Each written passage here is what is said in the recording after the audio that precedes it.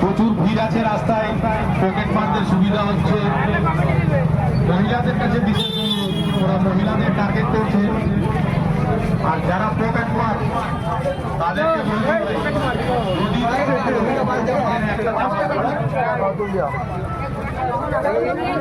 অভিজিৎ রে, হ্যাঁ অভিজিৎ রে মারমার ও ইরা দেখে গেছে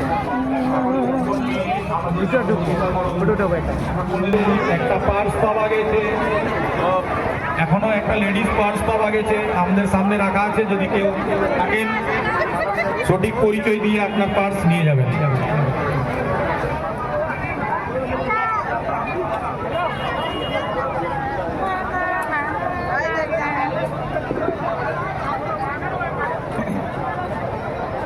ले आओ तो